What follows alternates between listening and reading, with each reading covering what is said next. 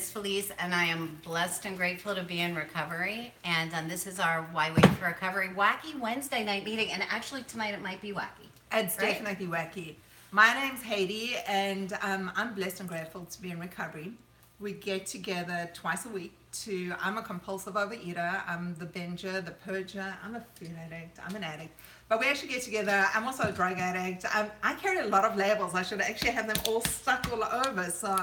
But we get together to discuss how addiction brought us to recovery, and really what that looks like, what recovery is for us, and how we learn from each other. Exactly. And I am a drug addict and an alcoholic and an anorexic. And hi to everybody out there. So, what are we talking about tonight? You wanted to talk about how food is not my problem. No, food is definitely not my problem. Definitely not my problem. So I was talking to my sponsor and I was telling her that food is my problem. And she said to me, food is definitely not your problem. I go, but it's that magic thing that when I go into using and I'm in addiction and I'm either picking up food or I'm picking up drugs, it kind of fills those gaps and those holes, and it either makes me feel better or happier or more comfortable for that split second, or I feel more confident or whatever it is. But that isn't the problem. The problem is food becomes my answer to all my problems. So really the real problem that I'm dealing with is my thinking. Yeah, and so we talk about that. We talk about how the food isn't the solution. We use food as a solution, but it's a really bad solution. So whether it's food or drugs or binging or purging or alcohol, whatever it is, we have a problem, right? We talk about we have a thinking problem. And so we got a problem here. And we reach for this thing, this food or alcohol or whatever it is, as our solution, which only winds up being our problem on top of our problem. Right? So we already have a problem. Now we have all these problems and we pick up, and now we have all of these problems, and we're an addict, and we get all of those problems as well. And we get some added additional things that go with it, like the shame, the guilt, the demoralization, and all those fabulous feelings that make us feel less than and awful in the inside and really yucky. Yeah, I was having a conversation with a patient today, actually, and she was obese. She is obese. And I was talking about addiction a little bit, and it was really cool because she let me know. She said, well, I'm an alcoholic. I know about recovery. And I was like, here's the thing. With recovery from alcohol, we wake up in the morning and we promise ourselves that we're not going to drink. And by 8 o'clock in the morning or 2 o'clock in the afternoon or 7 o'clock at night, we don't keep that promise to ourselves. And we go to bed guilty, and we wake up ashamed, and we have the FETs, and we do the same thing the next day. And we lie to ourselves, and we talk about lying to ourselves about how it's not really going to matter and nobody's going to know, and I'm going to stop on Friday, and it's really not my problem, it's really their problem. All of those things that when we pick up on those lies. And then we talked about food.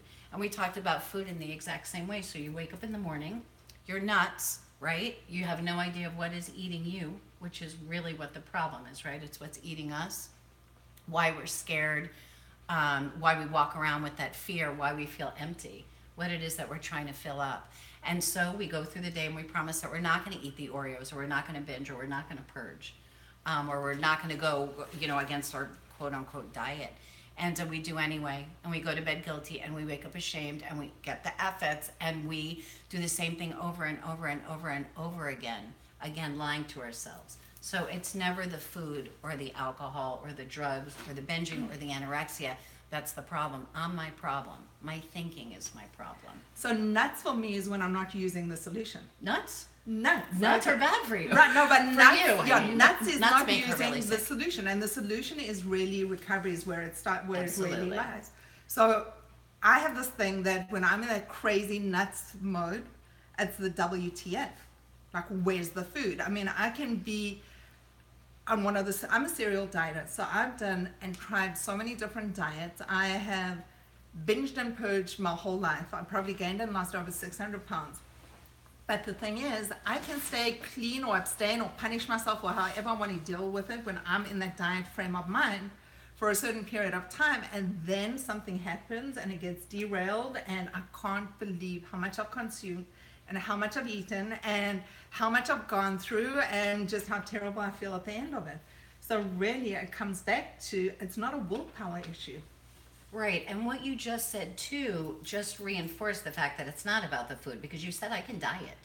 Dieting is about the food. I can diet, but then something happens, or I get scared or upset or resentful or whatever, and I use. And so that's really the problem, right? Is you being scared or resentful or whatever those feelings are that we're having that we don't know how to deal with.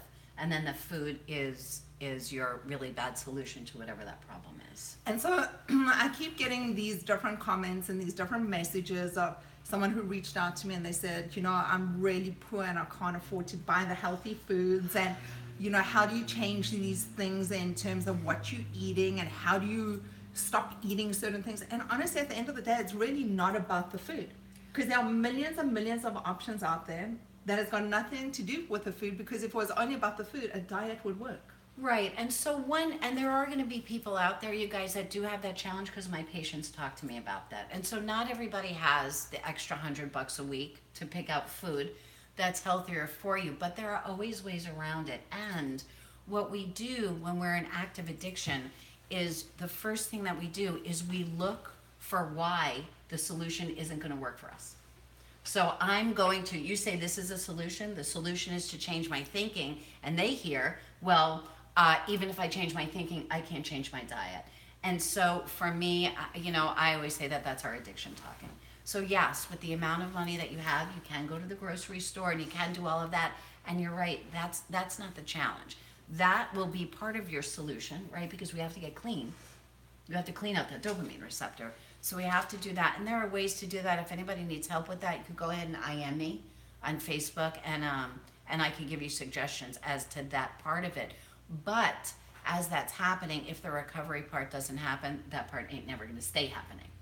Correct? Exactly. And we're still going to be in exactly that same place of that serial dieting mode and way of looking at things where we're not allowed to, or we can't, instead of we choosing. And all of a sudden, recovery gives us choices.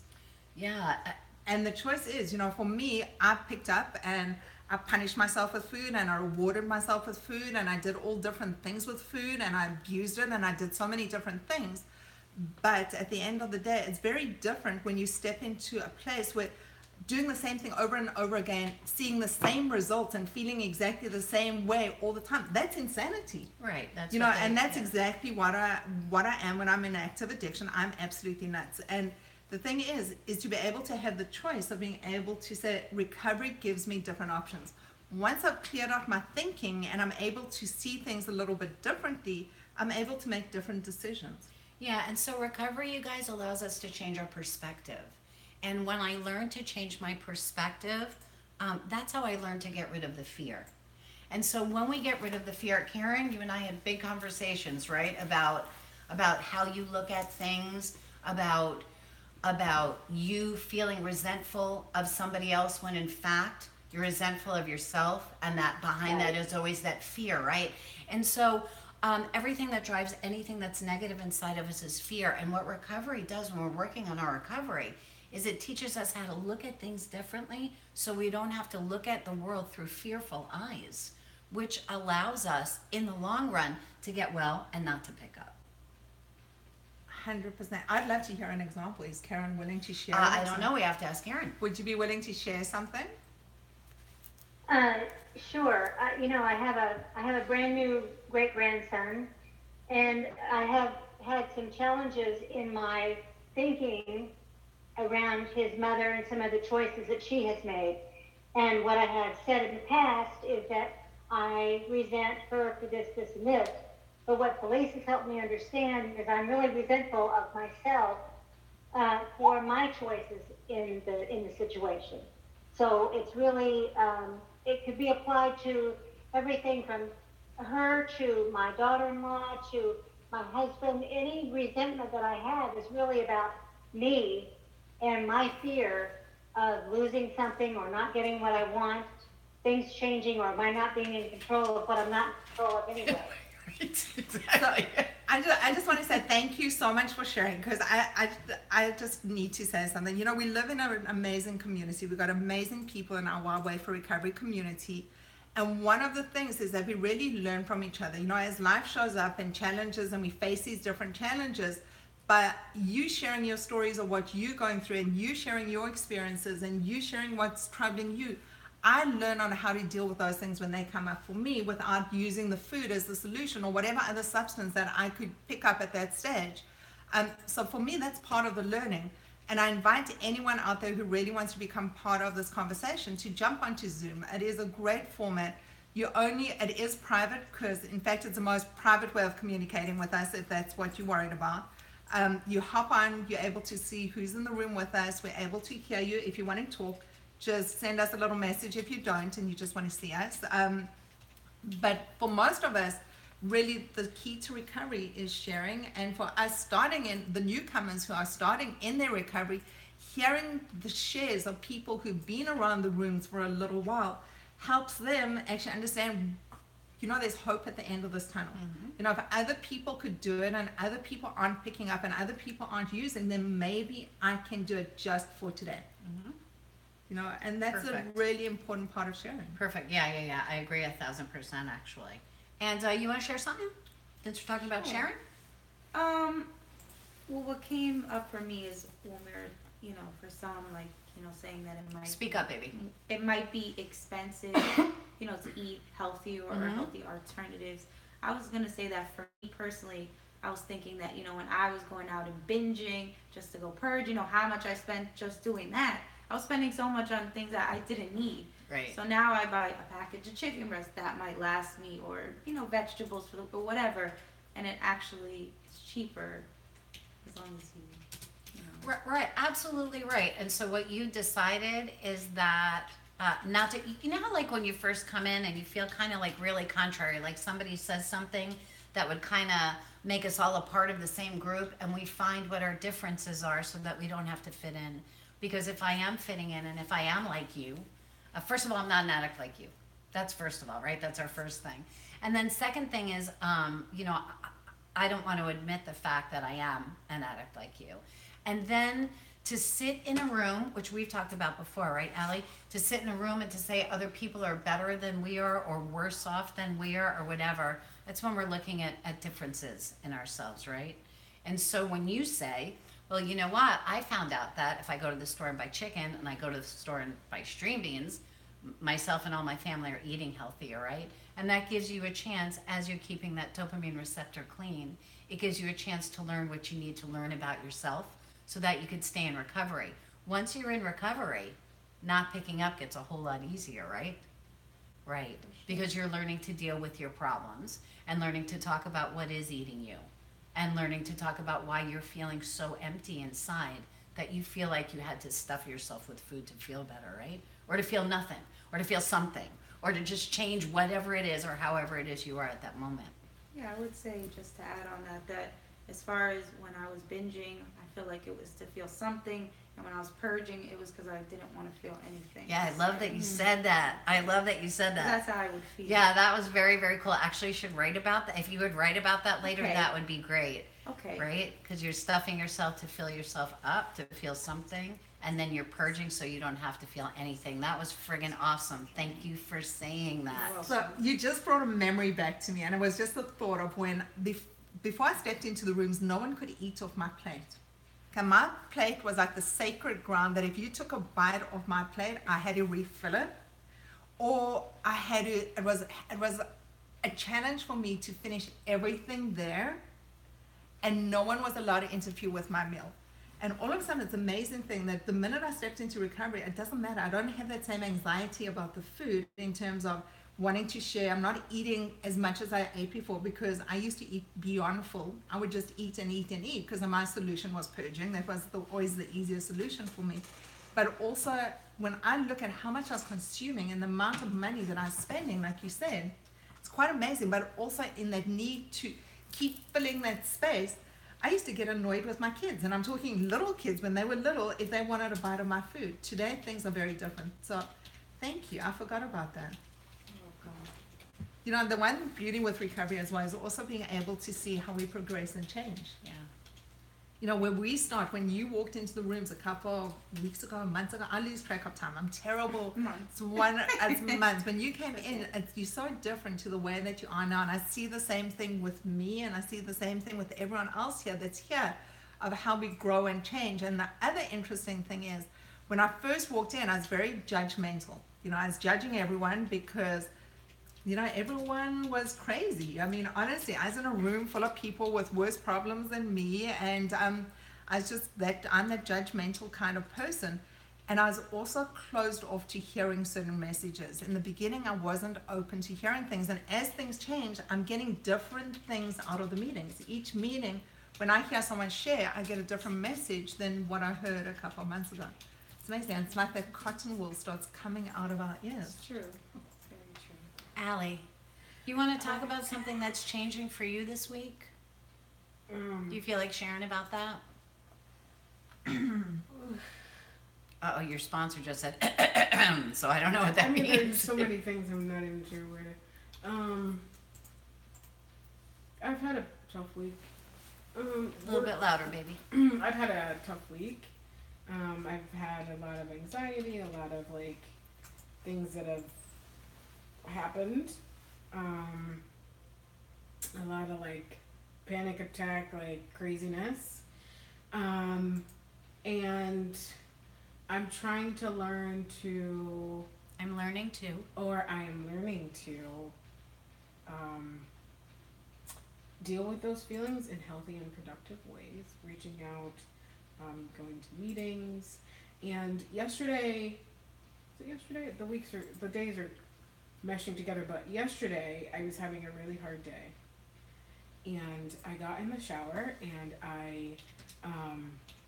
I said a prayer. Because I was like, I can't do it anymore. Like, I don't know what to do, how to do it. Like, I need some kind of relief. I need something lifted. So, you know, and after that, I felt better. And then today, you know, I still had a lot of the anxiety. But then I did something where I stood a ground and created a boundary. Okay. That I felt a lot of, like, anxiety and kind of like trembling, like holy shit. And then because I did this thing, it then created a successful outcome. Do you mind if I ask you if we could go back to yesterday and if we could talk about what it is that was bothering you? Do you feel comfortable talking about that? Yeah, it was just Thank you. It was work. It was really all work related. Okay. It was about like, it was fear based. It was like finances. It was like, you know, two things had like fallen apart completely in the same day. There was a lot of money involved. There was all this. What were they things that you were in control of? Or not? No. Okay, so you'd had no acceptance of things that you can't change. Correct. Okay. Yeah. So you were worried about stuff that no matter how much you worried or how much you did was never going to change anyway. Right. Okay, so it's super important that you realize that, right? Because we spend a whole lot of our time trying to be in control of things that we have no control over. And that's going to be a really important lesson that we all learn, but a lesson for you to learn, because once you give up that control, you're going to find some serenity. Yeah. So when you said you went into the shower and you said a prayer and you felt yourself letting go a little bit, what you're letting go of is trying to control stuff that's beyond your control, right? And so when we say the serenity prayer, accept the things I cannot change, right? I will accept the things that I can't change, right? Okay, it's dark out. I can't change it. No matter how upset I am about it, it's not light out, right? It's dark out. And so when I try to change stuff in my life, when you're trying to change something that you can't change, fighting against yourself, right? Yes. Fighting against that real big wave, right? That real big. Okay, and so you let go a little bit. And then today, you set a boundary. Yes. Setting a boundary is doing something that you are in control of. The courage to change the things that I can, right? And the wisdom, being smart enough to pick and choose, saying, you know what? I can create a boundary right here. That's something I'm in control of. Whether she's going to want to cross that boundary, you're not in control of. But you are in control of setting that boundary and then deciding who you want to let into your world around that boundary. Yeah. Yeah, so that's super important. I'm really proud of you, not only for doing it, but for recognizing that you did it. You know, for paying attention. So good Yeah. job, you. Yeah, I mean, I still like had feelings of stress and like, holy shit, did I do it right? And I'm trying to release that. I'm And trying I'm to releasing say, that, or I'm learning to release and I it. am releasing that because it was certainly a very big step for me. Allie, that's a step in recovery. So right now you didn't talk about food or binging or wanting or anything like that. You talked actually about some type of spiritual change. Right? And so when we talk about spiritual change, we talk about changing to feel better, right? To be happy. And that was some kind of spiritual change. So that was I'm really, really glad that you recognized that and that you shared it with us. Because that's the beginning of your recovery. So good for you. I'm really, really proud of you. You touched on something that's been a theme this week for me as well, and that is a power greater than myself. And this is a weird thing because my best thinking put me in the seat. Okay, my best thinking brought me into the rooms and kept me in full-blown addiction. And the power greater than myself is really being in community. So the power that I get is from the people who have got long-term recovery and the people who have done the things that work and people who are living happy, joyous, and free today. That becomes the power greater than myself. And when you said that you For went you. for myself, for that's you. what I said, for myself. Okay. So when you said that you walked into a shower and you needed that time out, I understand that, you know, the things that we did before, all of a sudden I think there is a certain awakening for us, and whatever that is, and it works, it shows growth in us. You know, I get that growth from when I sit here and I hear you share and how insightful you are, and that to me is amazing. And I hear you share, and I hear people that I just watch how people are developing and growing, and that is definitely, there's a tremendous community sense of energy and power that is beyond me that comes in these rooms as well. Yeah, and you're going to find too that with that acceptance is what lets us let go of the fear. No matter how we reach that acceptance, once I accept the world for how it is, I don't have to be so afraid. I can't change it, so I don't really have to be so afraid of it. Right? I'm going to say this again, but I'm really proud of you. I know that it's been rough for you, right? The beginning, you know, you guys think that you're going to have bariatric surgery and then life is going to be roses and fabulous and all of a sudden you're going to be happy. And it doesn't really work like that. Did it work like that for you? No. And did you have surgery and decide, oh, I don't want to binge anymore? No. because your binging had absolutely nothing to do with the size of your stomach, right? The binging had to do with what you were trying to fill up. Yeah. Right. Yeah. And so then you can't fill up as much.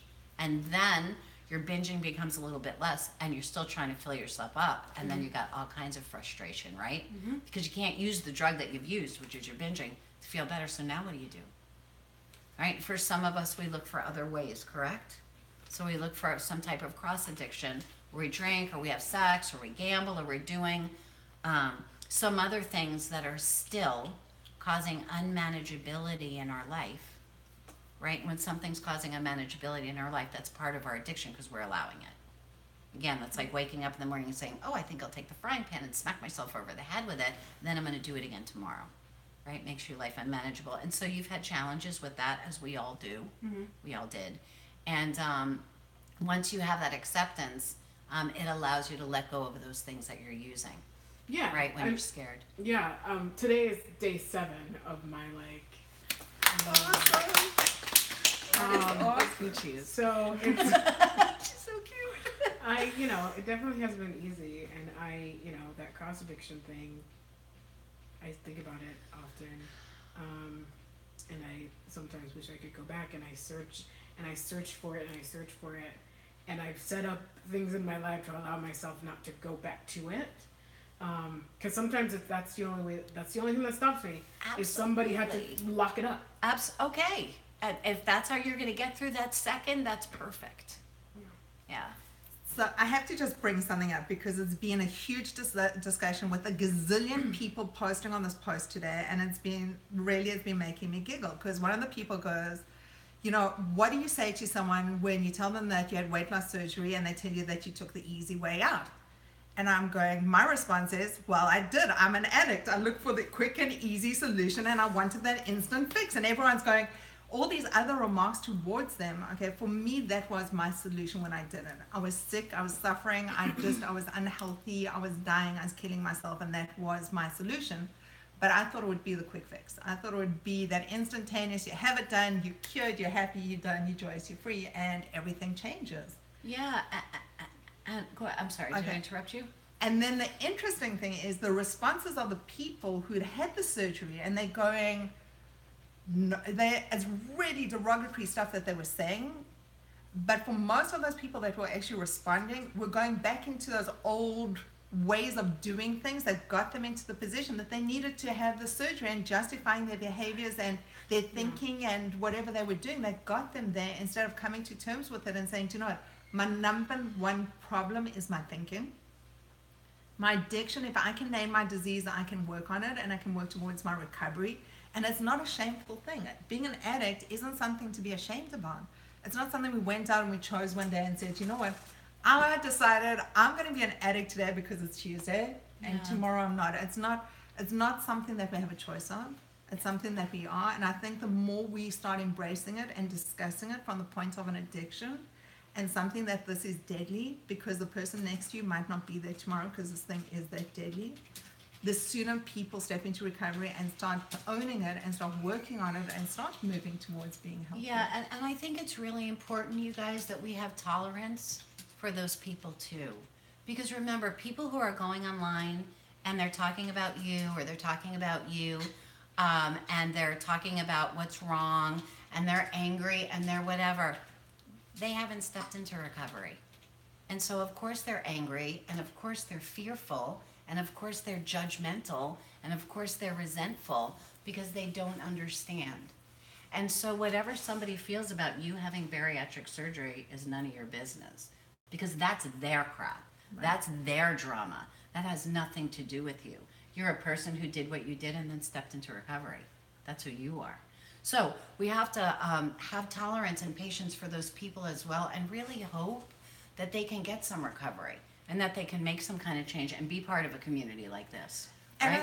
Where they're working on doing the best for themselves, so that they too can be happy and joyous, right? They say when we have a resentment or something that we should pray for that person, and I used to say, yeah, I'm going to pray that that person gets hit by a truck, but that's not what they meant.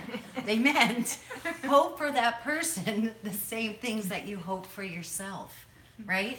That they can get well and that they can be happy, joyous, and free. Because why would you hope for anything else? Right, and I think also when people post, very often they're asking for help and they don't know how to phrase it or how to frame it. And to go in and jump in with the drama and buy into the drama and create the chaos isn't helping them either, but rather be able to offer a solution if they are open and willing to hear it. I mean, yeah, absolutely. That's how we can be of service as well. Yeah, absolutely. So to come from it to first of all, of course, not step into somebody else's chaos. We used to talk about that dance all the time. And then if you're speaking from your heart, and I'm not trying to change your mind, I'm just telling you how I feel from my heart, and sharing maybe a little bit of experience, strength, and hope, that's different, right, than playing into something. We got enough chaos in our own head without going on Facebook and playing into somebody else's chaos. That's just silly, right? And that's 1,000% against our own recovery, because we step into the recovery so that we don't have to live in the chaotic world that's living inside our heads anymore, right? And that touched on service, by the way. Yeah. So service is one of the ways that we're able to step out of the committee that's in our head, that's constantly chatting and talking to us, and it's a way that we're able to feel better. I feel great when I'm doing something for someone else. It makes me feel awesome on the inside. Not that I need the recognition, just because it makes me happy to do things for other people. And there are many ways of being of service, and it isn't necessarily sharing this post or liking it or subscribing to our channel because that's what you want to do, but it can also be opening up the door for someone when they're walking into a building, saying and smiling at the person who's checking you out and asking them how their day is. I mean, just like if there's someone with 2 things behind you and you've got a whole cart full, let them in. Yeah. I mean, it can be that simple. It doesn't need to be that. Yeah, absolutely. Huge. Absolutely. You're talking about a random act of kindness. Exactly. Any random act of kindness. So, Molly, do you want to check in? How are you today? Good. You're good? Do you have anything to say? No. So Molly's been on a I ain't talking to nobody when I come into this room, and that's okay. That's okay. We're just really glad that you're here. You know, and sometimes it don't even matter why we show up. It just matters that we do show up. And you know, when we're ready to receive whatever it is, we let go of a little bit of the fear and we feel a little bit more open and a little bit more comfortable. That's when we'll start making the change. And so for you, the fact that you're stepping into this room is you showing that little glimmer of hope.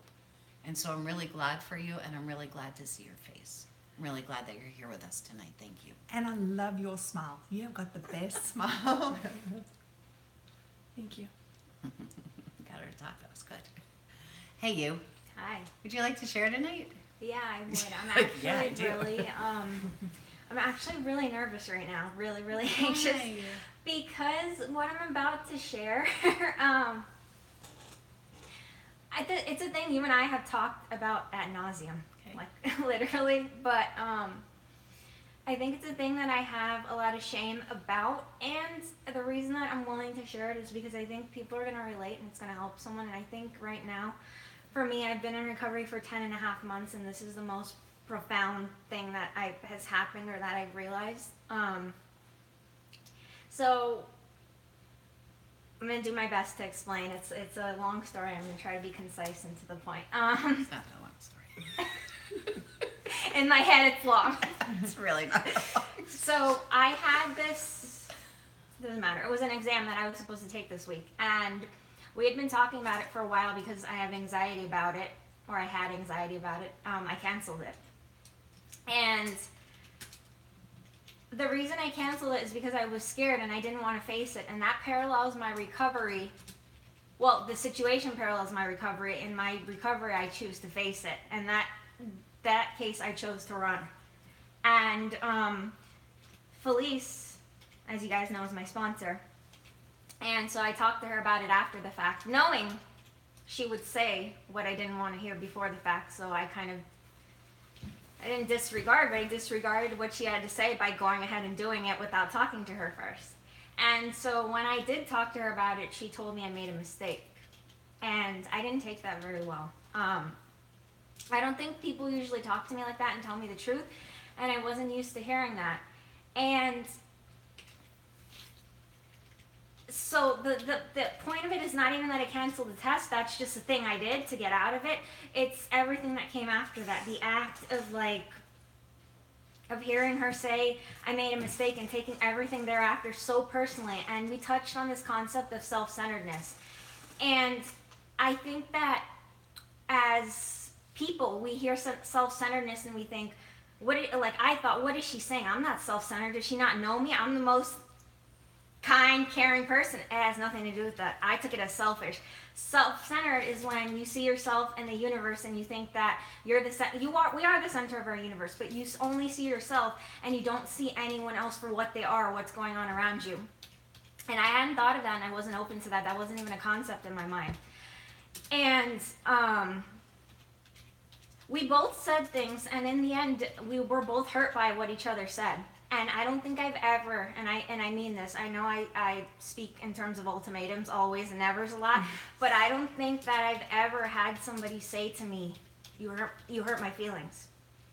And obviously we live in a world where we socialize with people, so of course we hurt people's feelings. You know when you make your mom mad, or you know when you make your best friend mad, but to hear someone say, you hurt my feelings, that was hard for me to accept that I did that. And I know it's not that I did it. I mean, I said what I had to say, and you reacted how you did. But to hear you say that, it kind of made me think like, wow, like I don't pay attention to that, and you respect me enough to tell me that, and you respect me enough to say to me, hey, you did this thing and that's not cool. And I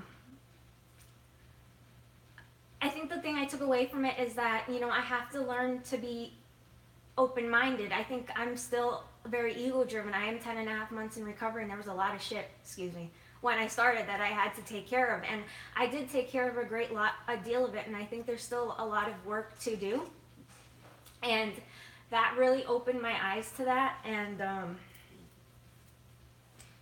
yeah, so I guess that's it. And I know I've told you this a million times, I love you and thank you for what you do for me, not only then but always. You changed my life. That's my great pleasure. You're quite welcome, and I love you. Thank you. And thank you for saying that. And so most importantly, you guys, when we're in the middle, you know, it's not just when we're using that we need to work on our addiction, right? We need to work on, there's a speaker that says the ism, right? The ism part of whatever it is that you're addicted to. And that ism part stays, and that's what we work through in recovery. When you're talking about self-centeredness, you know, when we're stuck in our addiction, the only thing we look for ways and means to get more, right? That's what they say in the room. And no matter what we're doing, our brain is always wrapped around, how is it that I can feed my addiction? And then when we're done and we're not using anymore, we need to start looking at the world as it's happening around us and understanding that every single second of the day doesn't just have to be filled with how I feel.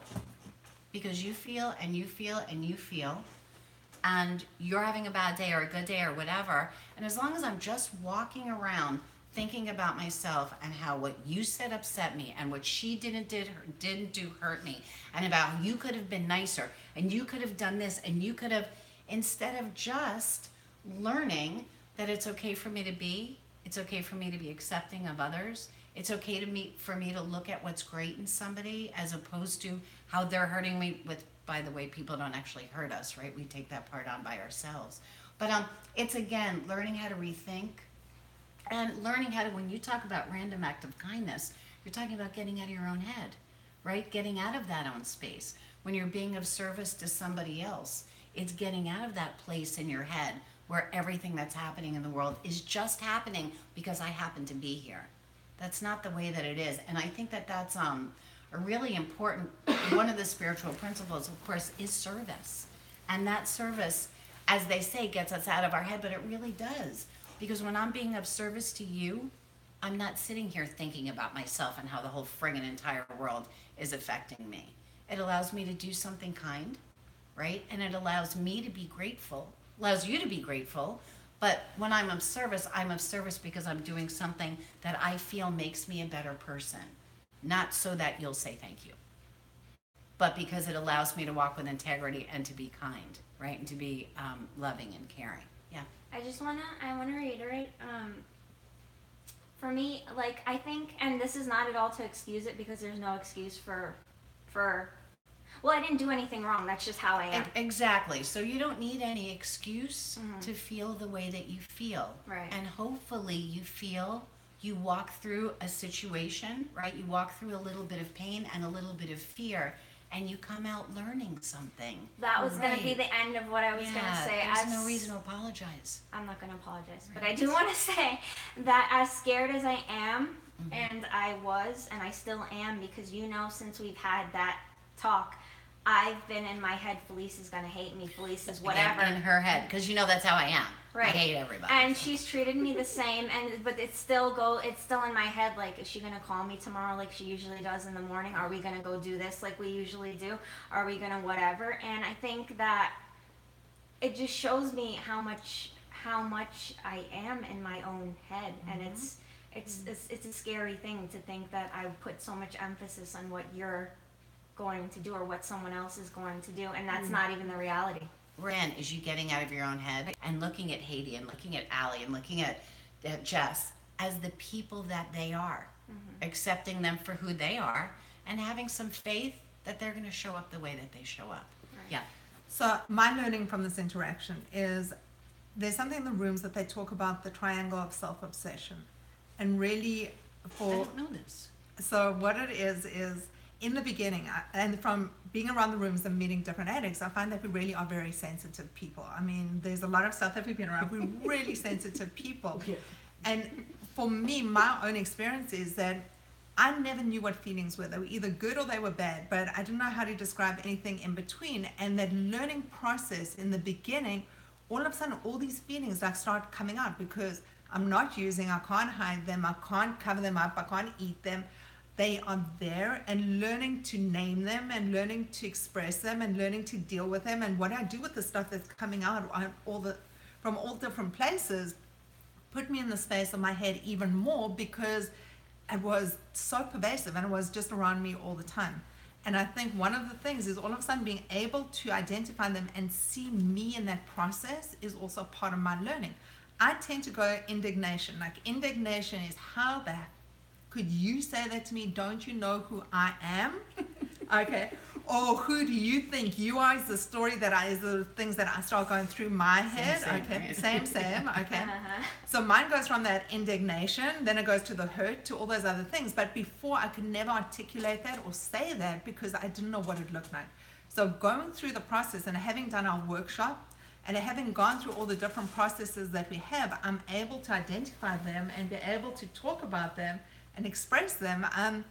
And I think there's a learning, and every time we get together, I learn something. I learn something about you, I learn something about me, and I learn something even more about you, which is awesome. Yeah, and so that's gonna go. I'm gonna let you speak too in like an hour. No, I'm just kidding. But that again, that it isn't all about you, and it doesn't have to be all about you. And 100% of the conversation doesn't have to be drawn back to you and how you feel and how you are and where you are, right? Because we're all part of this universe together, right? Real quick in response to what you just said, I didn't appreciate that when you said it, but I respect it so much now because I realize that what value that puts behind what you're saying, you know what I mean, and me as a person. So thank you. And what I was going to say to Haiti is when she was talking about you're able to identify, I think it's important to say we're able to identify, but it's a process. We identify what's wrong, and then it's a process to fix it. It's like, I know everything that's wrong with me, but it takes time. Ahmed wanted to jump in on the conversation. Okay. Well, I'm glad you said process, because speaking of process, I was thinking about, process is always messy. Process is not as clean as people think it is. Processes, it goes up, it goes down. It's usually messy. It's not as I can't think of the word linear. right now. It's not as linear as you would think it is. So the thing about being an addict when it comes to using weed or marijuana, I mean, whichever way you want to take it, is when you stop whatever your drug of choice is, whatever it is that you're addicted to, whenever you want to clean that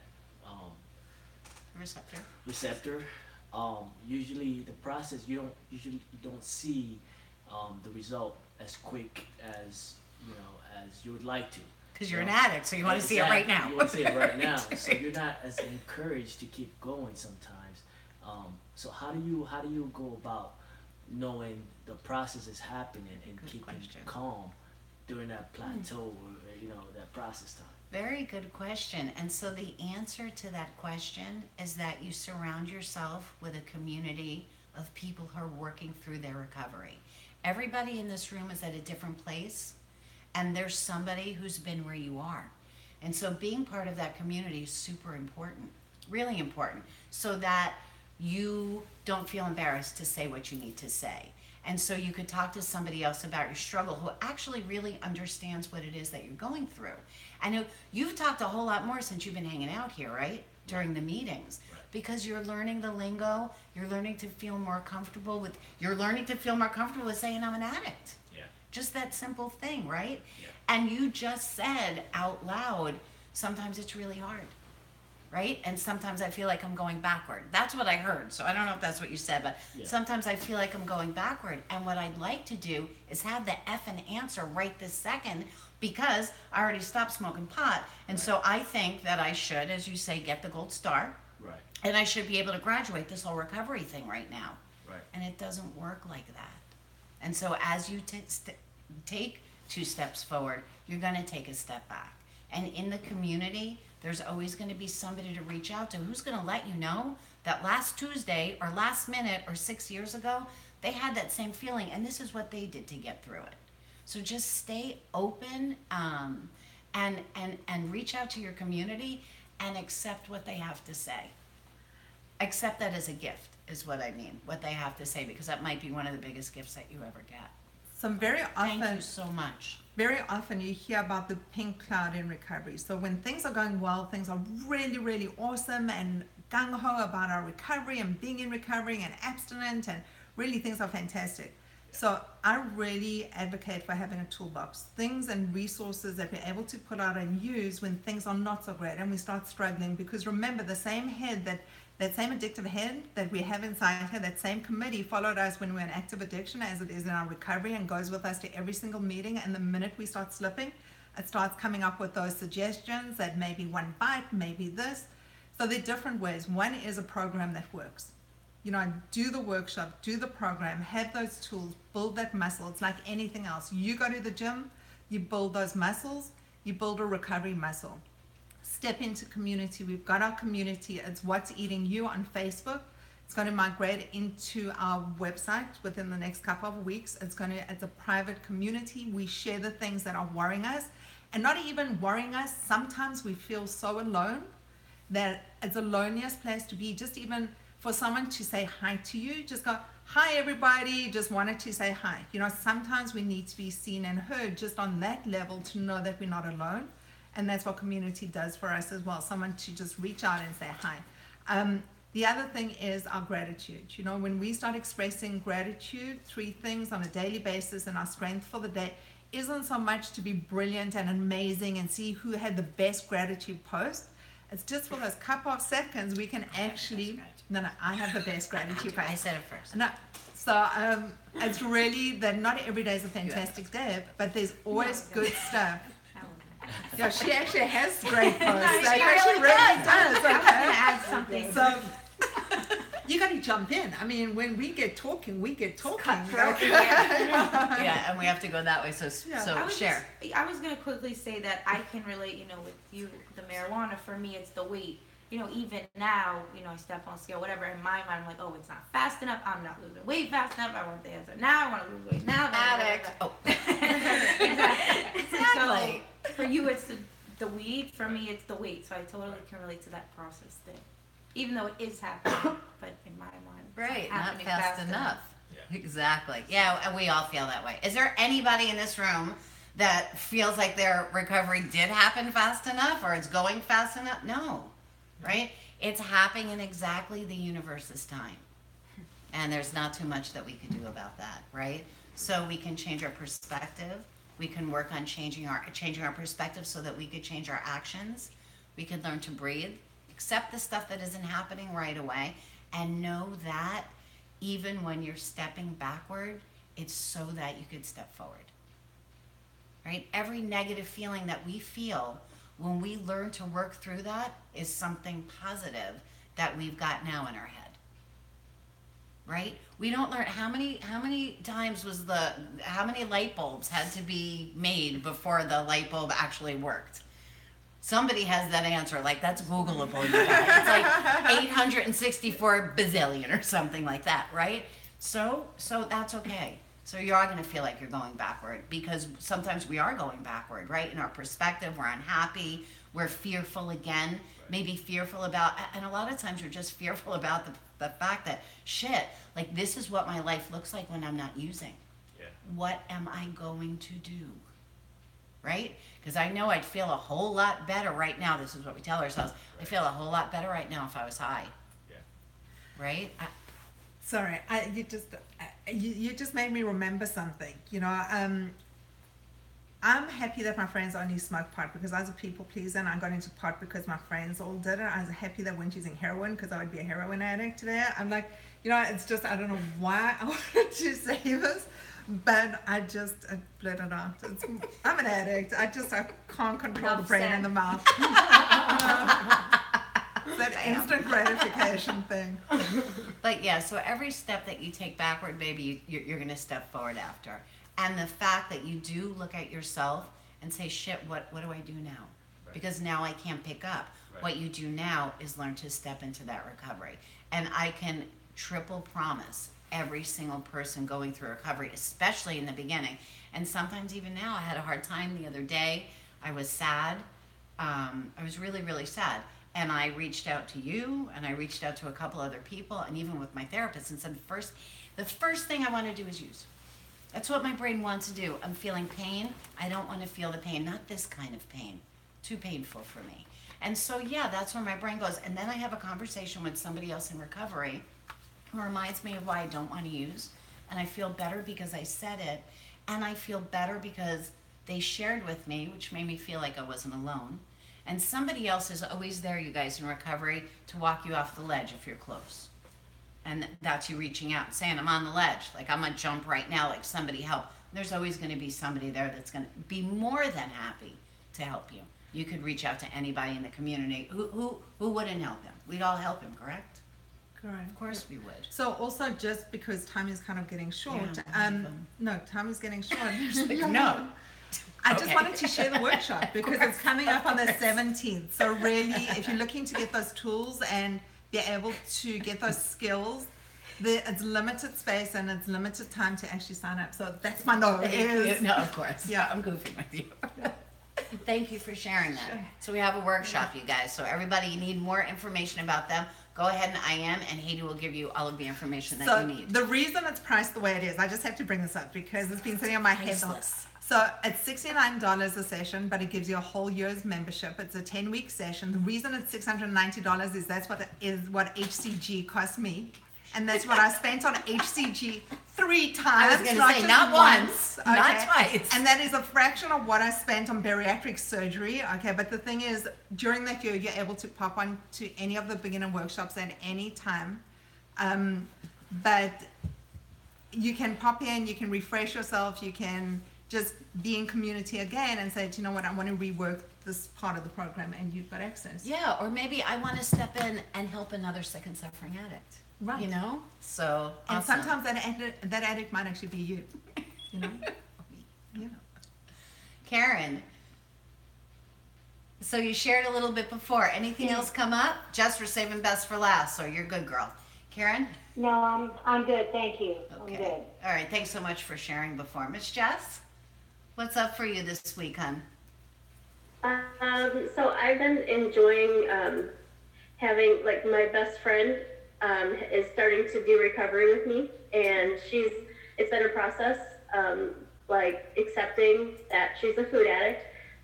So I'm really excited for her, and it's been really awesome to, like, it does take you back, even though I'm only like 4.5 months in, but just talking with her and encouraging her and hearing her say, like, asking about cravings, like, do they ever go away?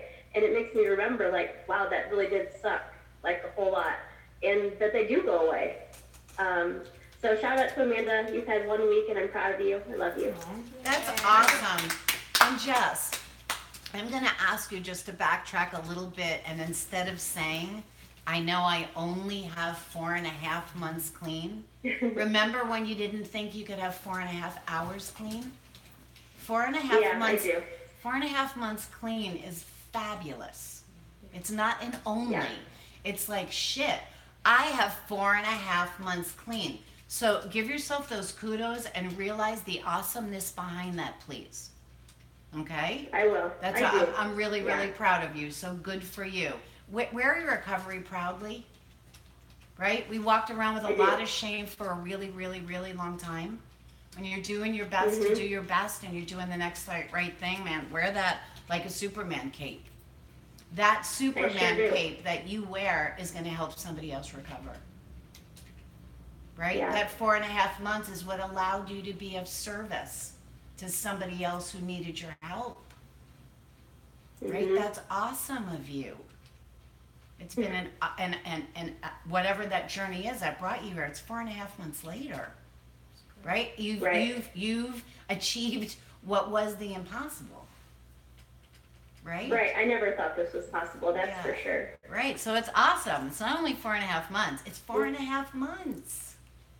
It's Can I- fantastic. Yes. And I just want to say, Jess, I know you have 4.5 months, and that's great, and I relate to you a lot because I think we're going through a lot of the same things, and I appreciate that you're part of the group, and yeah, good share. And All right, Share. thank you. I I never told. appreciated speaking with you this week too, Angeli, about how we were in similar situations. So I really love this community. It's I couldn't do recovery as well without all of you. Thank you for being a Same part, here. Jess. We all feel Love the you, same Jess. way. Yeah.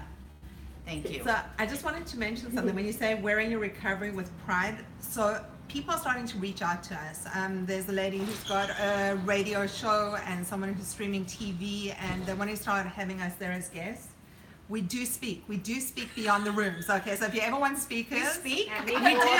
We speak. They can't we are tell that we open to speak. talk.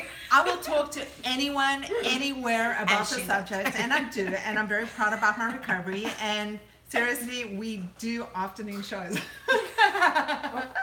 But seriously, if anyone wants to hear our message, we're open to talking about it. Awesome. That was awesome. Thank you. Yeah, we are. Johnny, How are sure. we doing time-wise? Karen, we 4 spoke, minutes. Karen already did, yeah. Karen? Oh, okay, cool. Karen already spoke. So, just a couple of things. So we're meeting up on Sunday at 9 a.m. Like we always do, Eastern Standard Time. Right, we actually may be moving to another location so we can fit more people in because word is getting out, and we want They don't even know where we are. Right, so we are based in South Florida. So we are based everywhere. Actually, we're reaching cross borders internationally in the States, but physically, if you want to be in the room, we're in South Florida. We'll be in Davie, and also that was one of the questions with the workshop. People were concerned that can they do it from overseas? Can they do it from here? As long as you're in the time zone, you're able to meet. We're going to do it from 10:30 on a Saturday morning. You can join us virtually on Zoom.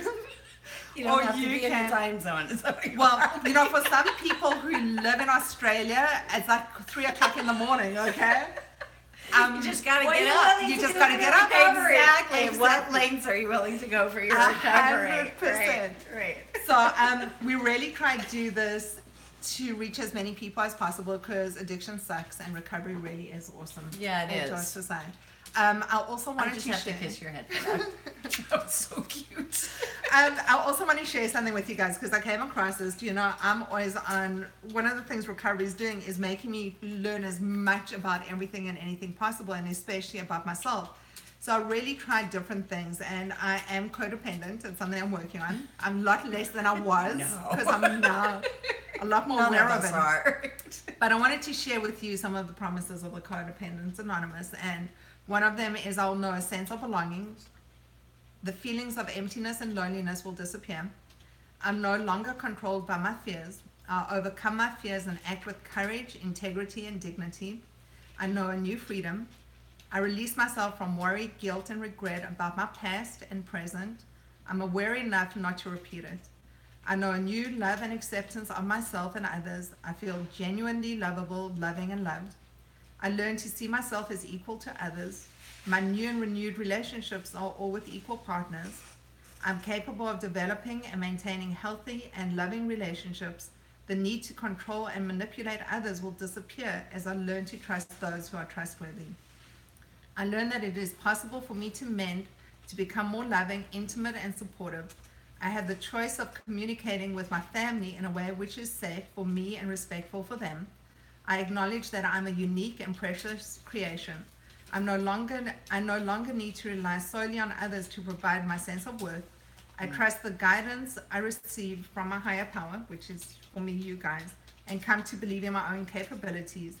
I gradually experience serenity, strength, and spiritual growth in my daily life. And that is Codependents Anonymous from them. And I think it's good Very stuff. good. Shout out to Coda. That was like Thank really you great. so much, Thank Coda. you so That was much. awesome. Thanks. And we have one more minute. We do. So I'm going to say that I am so blessed and so grateful to be in recovery. So blessed and grateful for all of you that show up and help me through my recovery. Thank you. I look forward to this. It is our Wednesday night Wacky Wednesday Why Wait for Recovery community meeting. And I'm blessed and grateful to be in recovery. And I am Dr. Felice Cellini. And I am so blessed and grateful for all of you to be in recovery and to be sharing the experience and learning from you guys. You guys are awesome. I love you. If no one's told you today, I love you. And recovery And is it's awesome. awesome. So come and join us. And we'll see you on Sunday and sign up for the workshop because there's not much space. And peace out. Peace out, everybody.